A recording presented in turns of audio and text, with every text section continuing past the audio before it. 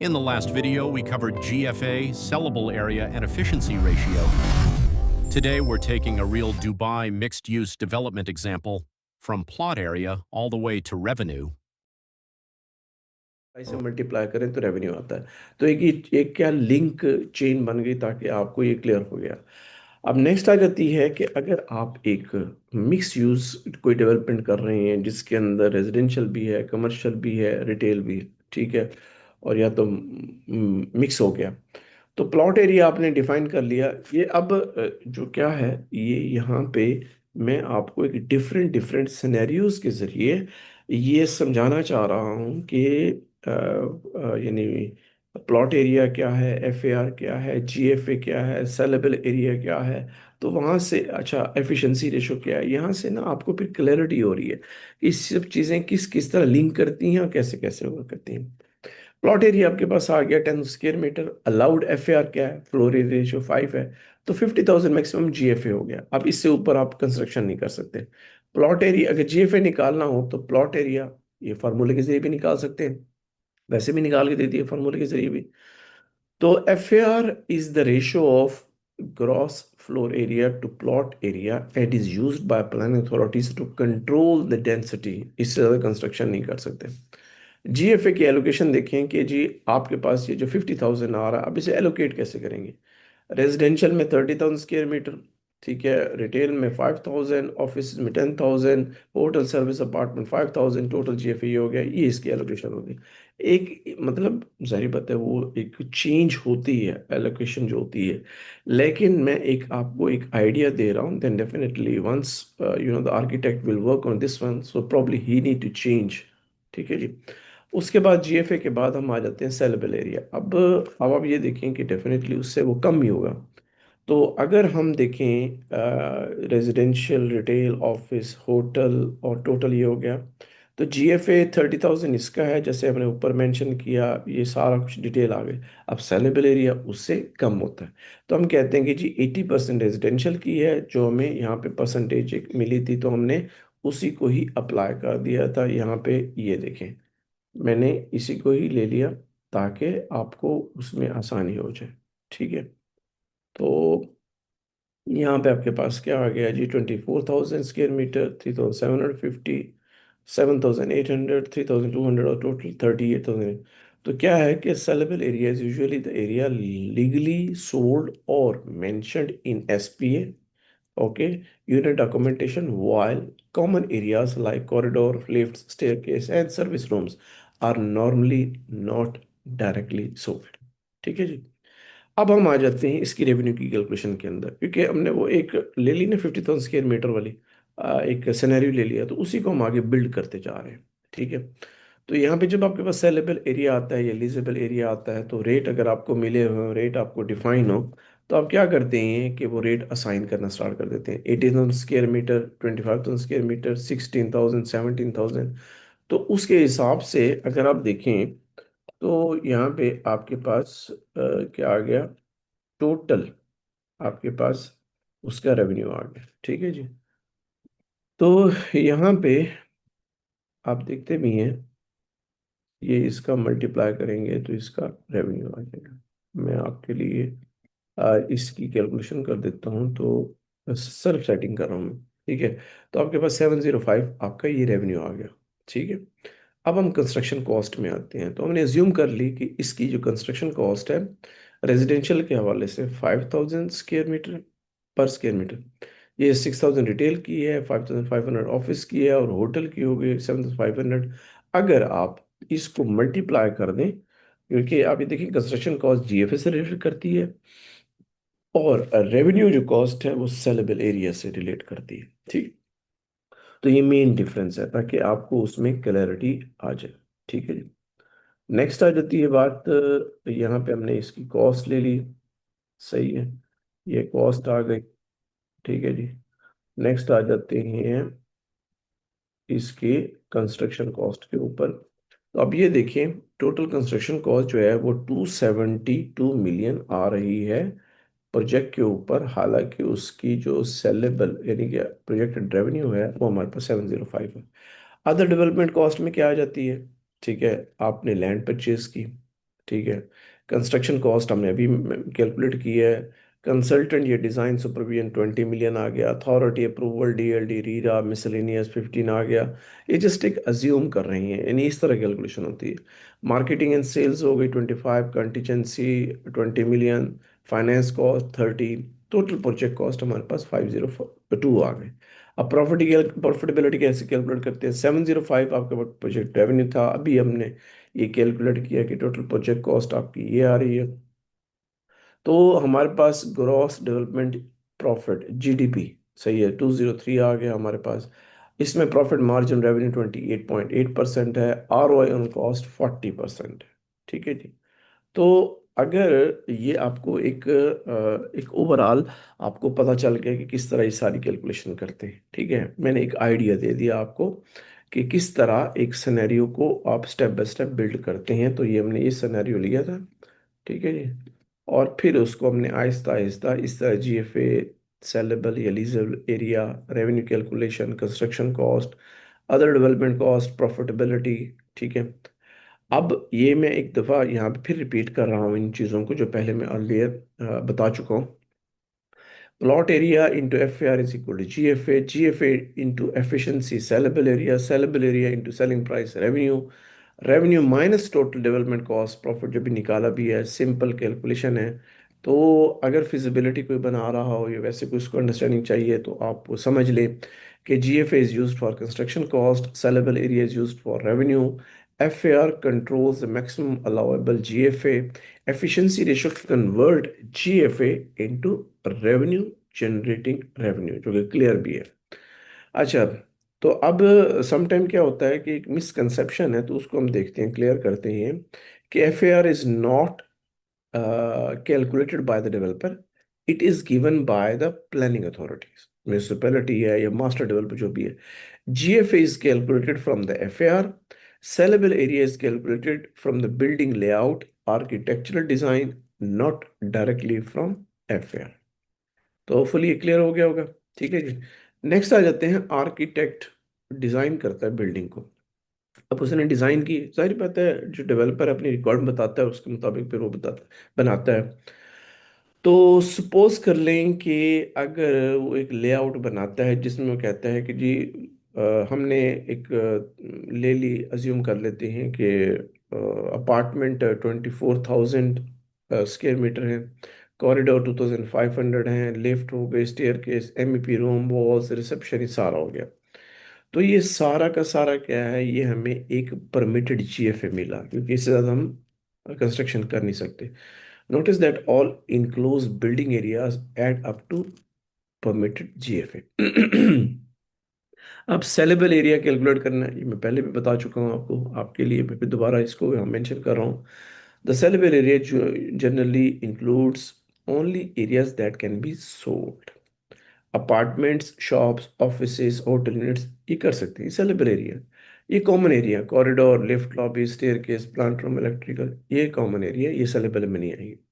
In this example apartment 24,000 है, ये देखिए। देर इज नो रिटेल और ऑफिस यूनिट्स, ठीक है, therefore the saleable area is 24,000 units. ये एक रिलेट कर रहा है, एक हमने जो पिछली एग्जाम्पल पढ़ी है उससे रिलेट कर रहा है। तो आप जस्ट इसको एक अज्यूम कर लें।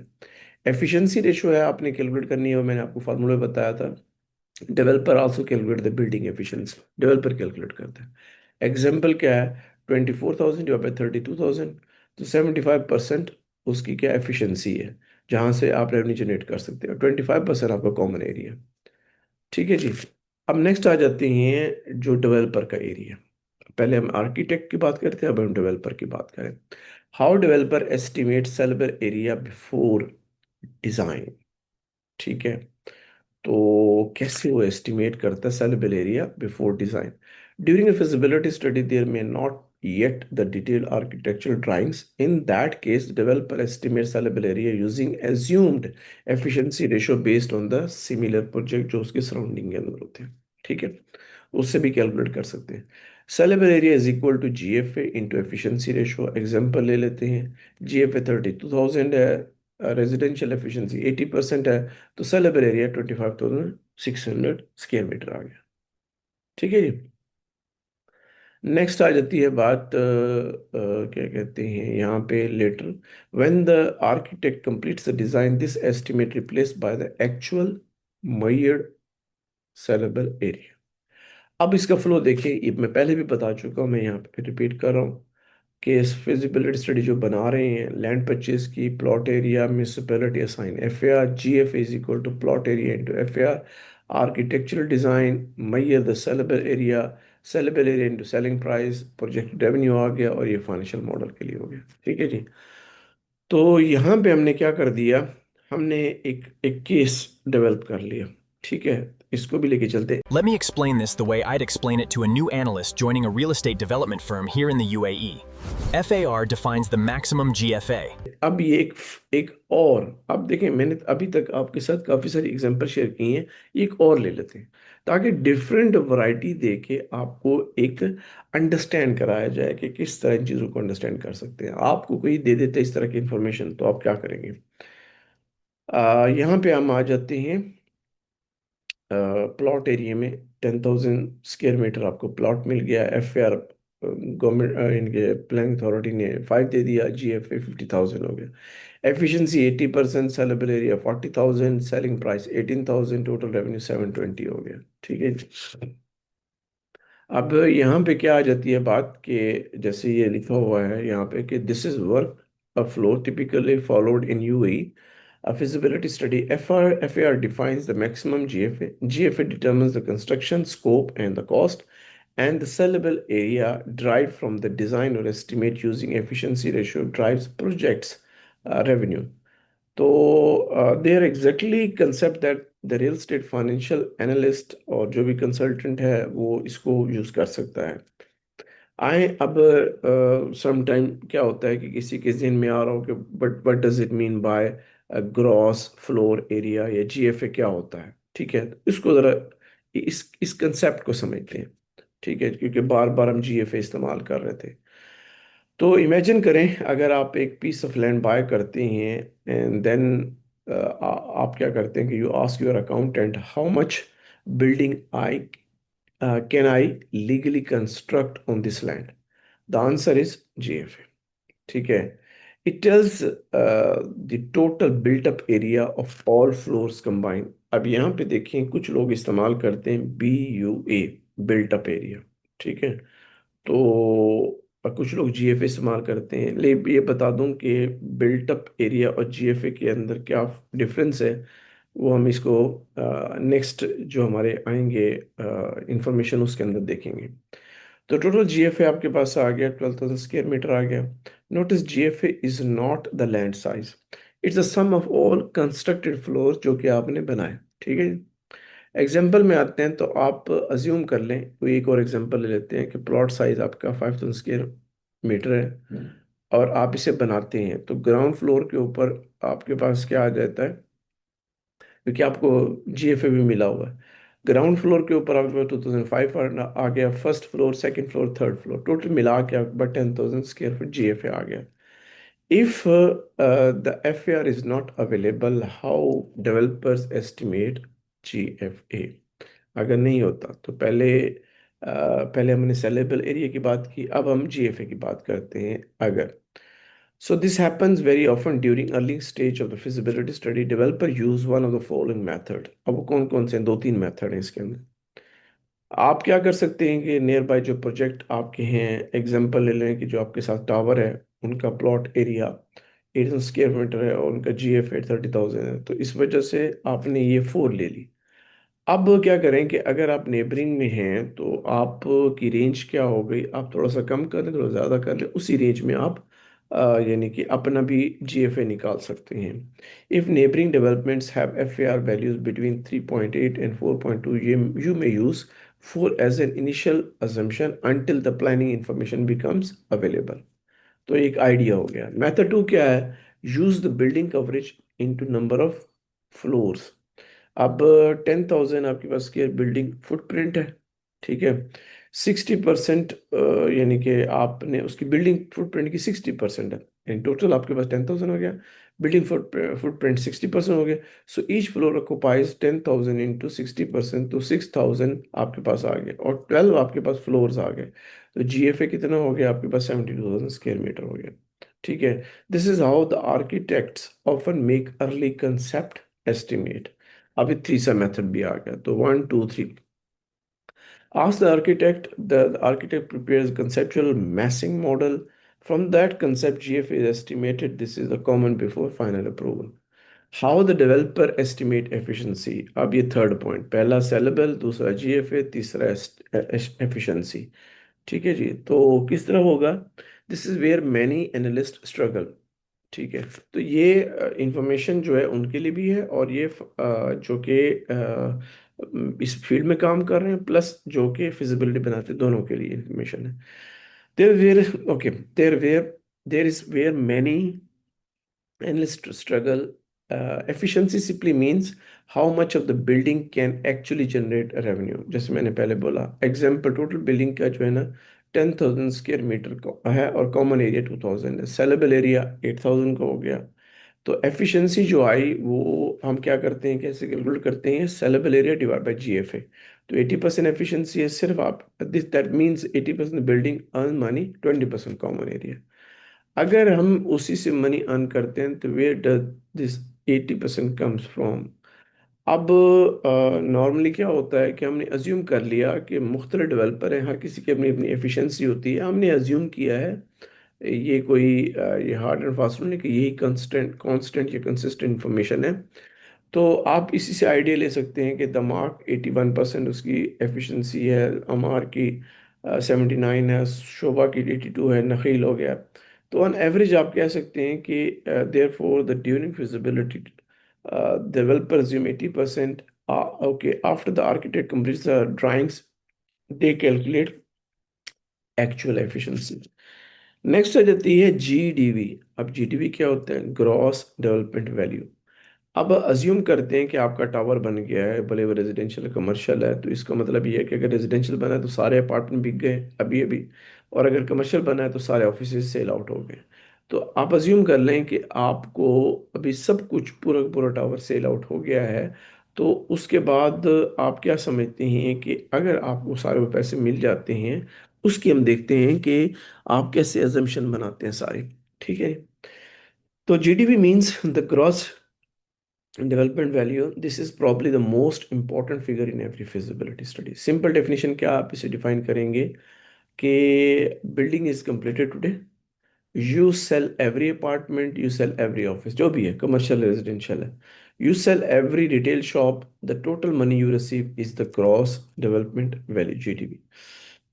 ठीक है जी। Think of it as if I sell the entire project today, what is it worth? इसका फार्मूला क्या होता है? Sum of the sale value of the all saleable units, और for simple project with one selling price, GDP is equal to saleable area into selling price per square metre, जो मैंने पहले बोला project revenue. अगर आप example one ले लें, तो सेलेबल एरिया 20,000 स्क्वायर मीटर है, सेलिंग प्राइस 18,000 है, तो आपके पास टोटल GDP क्या आ गया? 360 मिलियन आ गया। अब वही सेम वही मैं प्रोसेस रिपीट कर रहा हूँ, तीसरी दफ़ा हो रहा है कि जो मैंने आपको एक्सप्लेन किया है। आप क्या करते हैं कि डेवलपर प्रोसेस में क्या आ जाता है? By land, know the plot area, estimate FAR, calculate GFA, estimate efficiency, calculate saleable area. वो फिर इसको अगर मल्टीप्लाई कर देंगे सेलिंग प्राइस से, तो आपके पास क्या आ जाएगा? GDP आ जाएगा। Estimate construction cost, calculate the profit. ठीक है जी।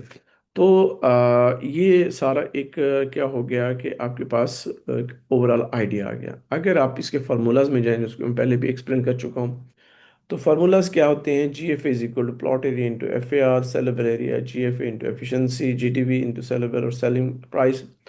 और ग्रॉस प्रॉफिट निकालना है तो GDP minus development cost, developer profit क्या आ जाता है? Gross profit divide by GDP। ठीक है जी। इसको देख लीजिएगा, ये जस्ट एक क्लैरिफिकेशन है कि आप अज्यूम करते हैं कि 80 to 85% जो एफिशिएंसी आती है, जो हम कैलकुलेट करते हैं, जो कि हम यानी कि मज़ीद जो है वो हम किस तरह रेवेन्यू जनरेटिंग एक्टिविटी लेते हैं, मेजर करते हैं एफिशिएंसी रेशो के ज़रिए। तो यहाँ पे जीएफए क्या है कि मैंने पहले बोल दिया कि जीएफए वो सारा का सारा ही आ जाता है, लेकिन सेलेबल एरिया इसमें डिफरेंट आता है। यहाँ पे एक और आपको एग्जांपल दी गई कि आप अज्यूम करें कि apartment A B C D, चार अपार्टमेंट हैं, बाकी कॉरिडोर हैं। तो आप देखेंगे कितना टोटल इसका जीएफए ये बन जाता है, और जो उसका सेलेबल एरिया है वो कम आ जाएगा, क्योंकि यहाँ पे सेलेबल एरिया जो है, टोटल तो ये जीएफए बन रहा है, तो सेलेबल एरिया जो है वो चार आपके अपार्टमेंट्स हैं, उस हिसाब से 1 स्क्वायर मीटर हो गया। और 900 का जो है वो आपका क्या हो गया, आपके पास ये वाला एरिया आ गया जिसके अंदर लोग उसे एज ए कॉमन इस्तेमाल करते हैं। Okay, why do corridors count? Okay, many people ask why is the corridor included, I can't sell it. GFA में तो शामिल हो गया लेकिन सेलेबल एरिया नहीं, क्योंकि वो कॉमन है। Because the corridor must be constructed, the contractor still has to, ये सारा का सारा वो कर देगा। It cost money to build, therefore it's a part of GFA and affect the construction cost. Similarly, GFA is divided into apartment, corridor, lift, staircase, plant room, service means. So अगर आप सारा को मिलाते हैं तो आपका GFA बन जाता है. So why is GFA so important? Because almost every major project calculation start with suppose GFA is equal to 50,000 square meter, construction cost 5,500 है। तो अब आप ये देख लें कि अगर जीएफए को इससे मल्टीप्लाई करते हैं तो आपके पास टोटल प्रोजेक्ट कॉस्ट आ जाती है। Notice the contractor is paid for every square meter built, not just apartment. ठीक है, relationship between GFA and sellable area हो गया। तो जीएफए 50,000 है, और उसके बाद सेलेबल एरिया जो आता है वो आपका ये वाला हो जाएगा, ये आपका 38,000 सेलेबल एरिया आ गया, जीएफए भी आ गया, सेलेबल एरिया भी आ गया। अब फिर इसके हम उसमें जाते हैं, रेवेन्यू में जाते हैं कि किस तरह ये सारी टर्म जो हमने ली इसको हम कैसे एक्सप्लेन करते हैं, just for the understanding. So a developer usually asks these questions in order: how big is my land, the plot area, how much am I allowed to build GFA, how much of the that can I sell, sellable area हो गया, at what price can I sell it, selling price, what is the total sale value, GDV हो गया। तो अगर आप इसको जहन में भी रखना चाहते हैं, याद रखना चाहते हैं, तो आपका बेस्ट वे क्या है, ये दिया हुआ है कि भाई किस तरह जो everything you physically construct is equal to GFA, only the parts you can sell or lease depending on the project revenue generated. ठीक है जी। अच्छा, नेक्स्ट आ जाती है बात कि सिंस यू रेगुलरली, अच्छा हाँ, बिजनेस प्लान अगर फिजिबिलिटी एनालिस्ट के लिए फाइनेंशियल मॉडल करना चाह रहे हैं तो उनके लिए क्या होगा कि plot area, building footprint, podium, basement, parking, tower floor, ये सब चीज़ें बड़ी उनके लिए इंपॉर्टेंट होती हैं। ठीक है जी। नेक्स्ट आ जाते हैं, एक आपको एक्सप्लेन करते हैं कि कंप्लीट डेवलपमेंट प्रोसेस क्या होता है ग्राउंड अप के तौर पर। तो आपने देखा लैंड परचेज में plot area, site, setback, building footprint, coverage ratio, basement area, podium, tower floors, आपके built up area, GFA, saleable area, efficiency ratio, selling price, GDV, और डेवलपमेंट प्रॉफिट। तो ये सारे के सारे इसी तरह सीक्वेंस में चलते हैं। तो जैसे प्लॉट एरिया 10,000 स्क्वायर मीटर है, साइट एरिया क्या आ गया, वो सेम वही कि साइट एरिया और प्लॉट एरिया। अब देखें, many people think the plot area and site area are always same, not always. Suppose you purchase the land 10,000, municipality acquire 500 square meter for road widening।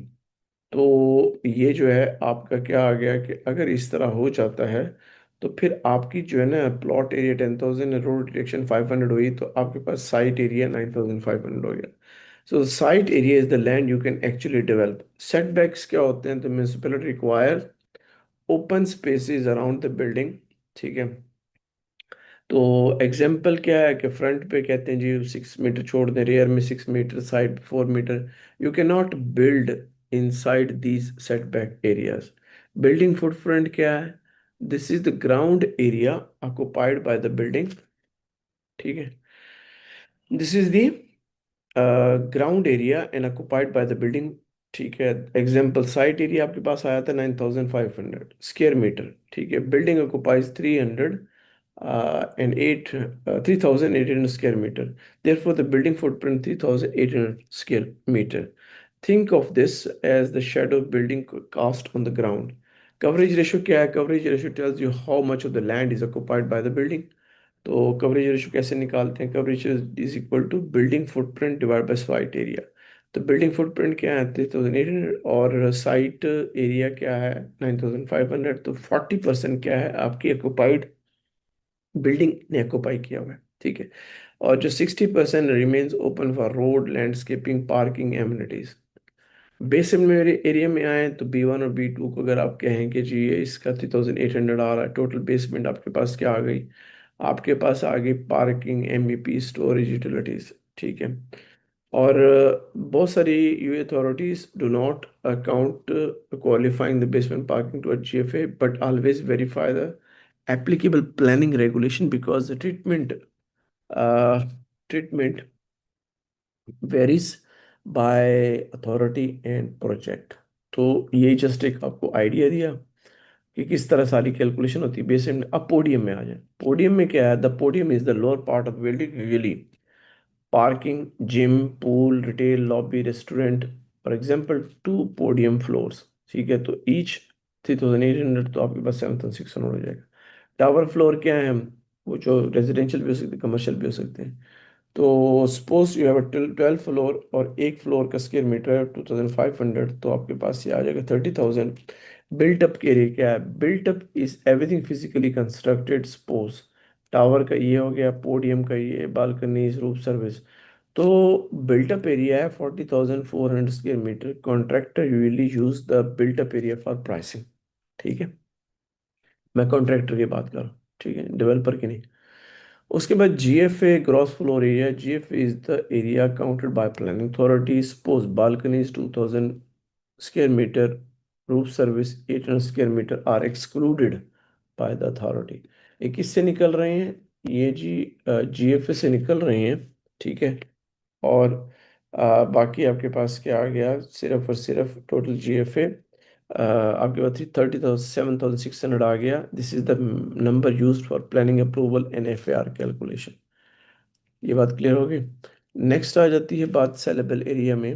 Hopefully ये clear हो गई होगी, क्योंकि देखिए built up area 14,400 है और GFA 37,600 है। तो हमेशा GFA कम होता है, बिल्टअप एरिया ज़्यादा होता है। ठीक है। सेलेबल एरिया क्या है? Suppose the architect design. अब आर्किटेक्ट ने डिज़ाइन किया 20,000 अपार्टमेंट, रिटेल, ऑफिस। अब ये किस में? सेलेबल एरिया में चला जाएगा। ठीक है। और corridor, lift, staircase, plant room. तो अगर हम देखें तो सेलेबल GFA 37,000 और सेलेबल एरिया आपके पास ये आ गया। तो एफिशिएंसी रेशो निकालनी हो तो आपके पास आया सेलेबल एरिया जो हमने यहाँ पे कैलकुलेट किया वो 33,000 आ गया। होपफुली आपने देख लिया होगा। ठीक है। तो आपके पास क्या आ गया? GFA। और फिर इस तरह it means 88% building generates revenue. Selling price अगर आपके पास 18,000 जैसे की हुई है, तो फिर आपके पास रेजिडेंशियल की 18 है और रिटेल की 25,000 है, ऑफिस की 16 है। ठीक है। आप अज्यूम कर लें डिफरेंट की, तो आपके पास टोटल GDV क्या आ जाएगा? ये आ जाएगा आपके पास, ये टोटल 611 मिलियन आ जाएगा GDV। डेवलपर प्रॉफिट आप कैसे निकाल सकते हैं? GDV 611 है। कंस्ट्रक्शन कॉस्ट हमने कितनी निकाली है यहाँ पे? कंस्ट्रक्शन कॉस्ट, कंस्ट्रक्शन कॉस्ट हमने बिल्टअप एरिया की निकाली। बिल्टअप एरिया, अच्छा कंस्ट्रक्शन कॉस्ट यहाँ पे ये आपके पास आ गया, फोर डेवलपमेंट कॉस्ट 430 मिलियन हो गया। अब हमारे पास जो 181 मिलियन आया प्रॉफिट आया, उसको हमने जब GDP पे डिवाइड किया तो हमारे पास उसकी प्रॉफिट आ गई, ROI आ गया। और उसके बाद हमने एक एग्जांपल लेनी है और इसको फिर राउंड अप करेंगे। आपने एक लैंड परचेज की प्लॉट एरिया उसके 10,000 स्क्वायर मीटर है, साइट एरिया 9,500 है, बिल्डिंग फुटप्रिंट 3,800 है, कवरेज रेशो 40% है, basement podium tower built up area, GFS saleable area, efficiency आ गई, GDP आ गई, डेवलपमेंट कॉस्ट, डेवलपमेंट। तो ये सब समराइज कर दिए, एक समरी आपको दे दी जो हमने ऊपर डिस्कशन की है। ठीक है जी। और उसके बाद आ जाता है, फिर एक राउंड अप है कि किस तरह क्या चीज़ किस पर्पस के लिए इस्तेमाल होती है। जैसे प्लॉट एरिया लैंड डिपार्टमेंट इस्तेमाल करता है, पर्पस लैंड परचेज होता है। साइट एरिया प्लानर इस्तेमाल करता है, और नेट डेवलपेबल लैंड होती है। बिल्डिंग फुटप्रिंट आर्किटेक्ट इस्तेमाल करता है बिल्डिंग प्लेसमेंट के लिए। कवरेज रेशियो म्यूनिसिपैलिटी और planning compliance. Basement area architect और कॉन्ट्रैक्टर पार्किंग एंड सर्विसेज के लिए। Podium area architect amenities and parking के लिए। बिल्टअप एरिया कॉन्ट्रैक्टर और QS construction cost estimate. GFA planning authority development approval and FAR के लिए, और FAR municipality controls development density. अच्छा, सेलेबल एरिया जो है वो क्या होता है, वो डेवलपर के लिए सेल्स रेवेन्यू हो गया, पर्पस जो होते हैं ना। GLA mall developer lease revenue, NLA net leasable area, और ये ग्रॉस लीजेबल एरिया। ऑफिस और कमर्शियल रेंट कैलकुलेशन के लिए। एफिशिएंसी रेशियो फाइनेंशियल एनालिस्ट जब प्रोजेक्ट करने के KPIs को। सेलिंग प्राइस सेल्स टीम और रेवेन्यू assumption। GDV डेवलपर या बैंक के लिए, टोटल प्रोजेक्ट रेवेन्यू के लिए। तो यही राउंड अप दोबारा, the most important concept same वही, कि plot area, site, building footprint, built up area, GFA saleable area, market study, ये सब चीज़ें हो गई। और GDV हो गया, construction cost, development profit, IRR और NPV। जब ये प्रोजेक्ट का निकलता है IRR NPV, तो वहाँ से ये पता चलता है कि ये प्रोजेक्ट वायबल है या नहीं है, यानी कि फाइनेंशियल पॉइंट ऑफ व्यू से। ठीक है। तो ये जो इंफॉर्मेशन थी, ये एक्सप्लेन की है आपको कि आपको ओवरऑल आइडिया हो जाए। इसके तीन पर्सपेक्टिव थे। एक कि जो एक फिजिबिलिटी बनती है, किस तरह एक डेवलपमेंट जो प्रोजेक्ट होते हैं, रेजिडेंशियल कमर्शियल जो कंस्ट्रक्शन वाले होते हैं, वो कैसे इंफॉर्मेशन यूज़ करते हैं। दूसरे, जो रियल एस्टेट एजेंट हैं, अगर वो कुछ उन्होंने बाय एंड सेल करना है क्लाइंट के लिए या कस्टमर के लिए, तो वो किस तरह करते हैं। और वैसे का जनरल इन्फॉर्मेशन, अगर आप उस यानी कि मार्केट में हैं, तो आपके लिए क्या यूज़फुल होगी। ठीक है जी। Thank you very much. Thank you. आपके वीडियो देखने का बहुत शुक्रिया। That's it for today's video.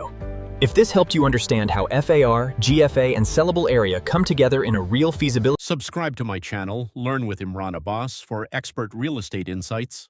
Also, please don't forget to follow the page and like this video